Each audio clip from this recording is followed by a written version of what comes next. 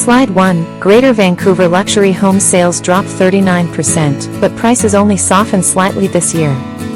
Slide 2. 86 detached homes over $5 million sold in 2025, averaging $6.6 million, median $5.9 million. Slide 3. Ultra-luxury homes over $10 million dropped to 8 sales, compared to 14 last year.